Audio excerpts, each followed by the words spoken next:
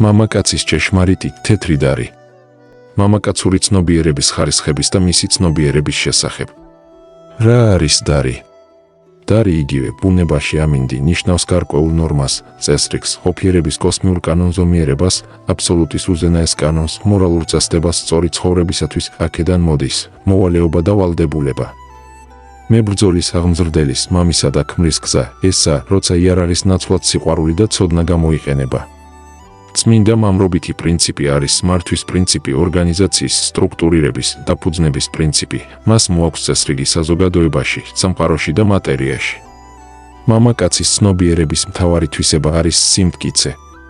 ეს სიმტკიცე გამოიხატება გადაწყვეტილებებში, საქმეებში და სიტყვებში. ეს არის დარწმუნება თავში, შენი სიტყვა იყოს დიახ, დიახ, არა, არა, ყველაფერი ამის მიღმა არის ბოროტისგან, თქვა იესომ.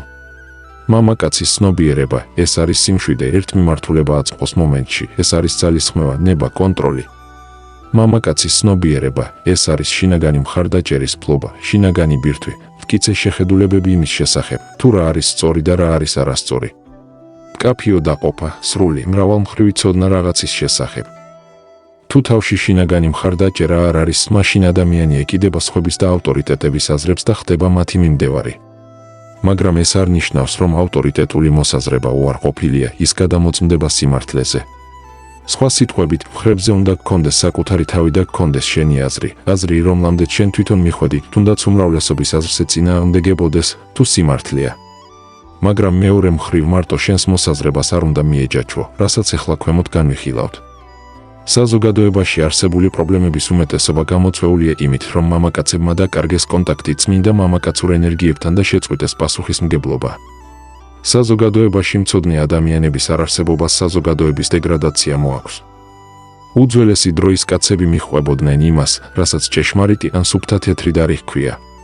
ესაა კონტროლირებადი გამბედაობა და ვაჟკაცობა, ერთგულება, სიმკაცრე, სხეულისა და გონების სიწმინდე, თანაგრძნობა, ჭეშმარიტების მიმდევრობა და სიამაყისა და ვნების დაძლევა. იგივე ხდებოდა ძველ ქართულ წინა ქრისტიანულ კულტურაში, რომელზეც სტატიას ცალკე დავწერ. კონტროლირებადი გამბედაობა და ვაჟკაცობა არის თქვენი ძალის გამოყენება საზოგადოების სასიკეთოდ. კაცი აქ არის მფარველი და არა აგრესორი. ოჯახის, სხვების, ბუნების, მშვიდობის, სამართლიანობის, ღირებულებების დამცველი, ხარდამჭერი და შემოქმედი. ერთგულება გამოიხატება ხალხის მსახურებაში, თქვენი ოჯახის და მსოფლიოს საკეთილდღეოდ. ეს არის თქვენი მეუღლის, შვილების, მშობლების, სხვების და თქვენი პრინციპების ერთგულება.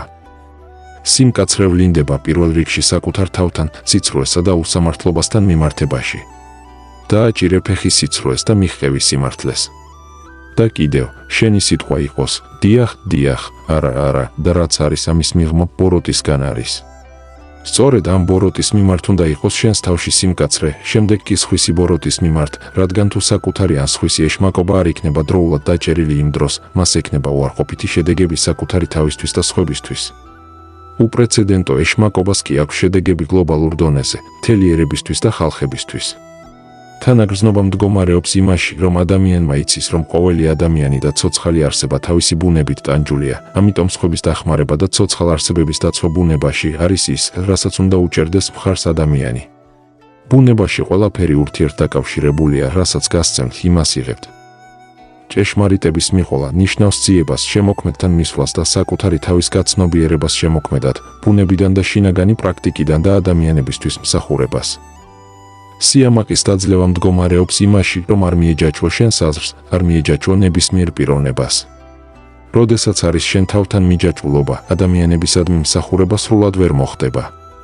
როდესაც არის ეგოსთან იდენტიფიცირება, ესე იგი ადამიანი ემსახურება საკუთარ თავს.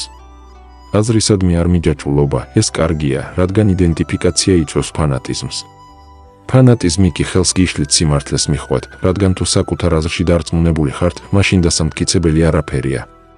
ცოდნას უნდა მოეპყრო მიუკერძოებლად, უპიროვნად, წინააღმდეგ შემთხვევაში ფანატიზმმა შეიძლება ძალადობამდე მიგვიყვანოს. თუ მოსაზრება შეესაბამება თეთრი დარის პრინციპებს და ეფუძნება ჭეშმარიტების ძიებას, მაშინ უნდა იყოთ მტკიცე და თუ გესმით, რომ თქვენს აზრს აქვს ბზარები და იშლება, გქონდეთ იმის უნარი აღიაროთ, თავთანაც და სხვებთანაც, რომ შეცდით ან ცდებოდით. საბოლოოდ ეს ჭეშმარიტებამდე მიგვიყვანს. დღეს ნელად შეხვდებით კაცს, რომელიც თავისუფალია გრძნობითი სიამოვნებებისგან და თავისუფალია დამოკიდებულებისგან, როგორიცაა ალკოჰოლი, თამბაქო, ვიდეო თამაშები, ტელევიზორი, უხოთჭამა, გადაჭარბებული კვება, ხორცის ჭამა, ონანიზმი, უკანონო სექსი, დივანზე წოლა, ნარკოტიკები და ასე შემდეგ. იმის მაგივრად, რომ გამოაჩინოს ნებისყოფა და შეიტანოს წესრიგი, ორგანიზება და სამართლიანობა გარემომცველ რეალობაში. სხეულის სისუფთავის გარეშე ძნელი ხდება გონების სისუფთავის მიღწევა. არაბუნებრივი საკვები, ტოქსინების შხამები, ხორცი ძირავს მას უმეცრებაში. ასეთ ცნობიერების ღრმა და სუფთა მდგომარეობა შეუძლებელია. სექსუალური თავშეუკავებლობა, განსაკუთრებით მარტოხელასი, ქალის გარეშე მამაკაცს ართმევს მამაკაცურ ენერგიებს. ეს არის ერთ-ერთი მიზეზი იმისა, რომ ამდენი დამრგვალებული და ქალური მამაკაცია.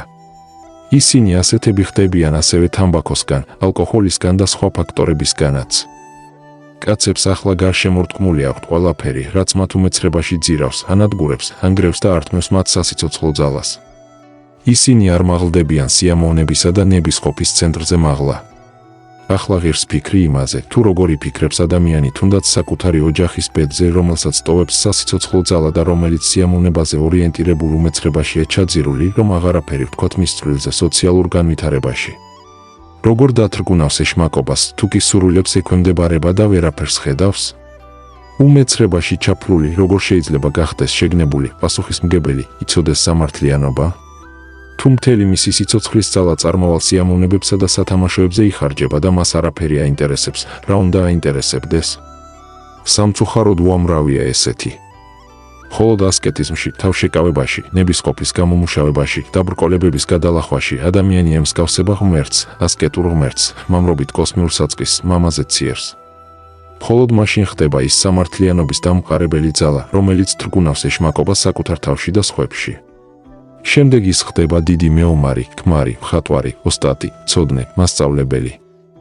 სიამოვნებებში ჩაძირული და დაკავებული თავსმოხვეული სათამაშოებით ის ხდება დამანგრეველი ძალა ან მონა. ან და მე მაქვს ძალა, არ მჭირდება ინტელექტი, ვაკეთებ იმას, რაც მინდა, ან არც ინტელექტი, არც ძალა. არ არის კონტროლი საკუთარ თავზე და არ არის ცოდნაც. ის არ იქნება არც ძლიერი ნებისყოფის, არც მოსიყვარულე, არც შემოქმედი, არც მცოდნე და არც სამყაროს მცოდნე. უფრო მეტიც, ის შეიძლება მაინც იყოს ძლიერი ნებისყოფით და მოსიყვარულეც. მაგრამ ეს ყველაფერი შეიძლება დარჩეს საკუთარი პიროვნების ან ოჯახის საზღვრებში, მაგრამ მას აღარ ექნება ხედვა და არც შეცნობა სამყაროს შესახებ. მისი კონტროლი ან უგულებელყოფა ძალიან ადვილია. შეგნებული მამაკაცური საწყისია, შექმნა და დაცვა, მხარდაჭერა, შენარჩუნება და ცოდნა.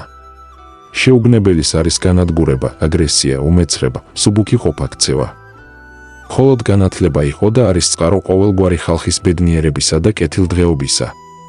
კაცებო, იყავით კაცურები. უსაქმური, ზარმაცი, მსმელი, ნარკომანი და ქალებზე მოძალადე კაცი დაღუპულია და სულით მკვდარია. ის ღუპავს თავსაც, ოჯახსაც, გარემოსაც და სამყაროსაც. იყავი ცოცხალი და ისეთი წმინდა, როგორც მე ვარ, ამბობს უფალი. გქონდეს რწმენა და იცოდე. შენ მარტო არა ხარ.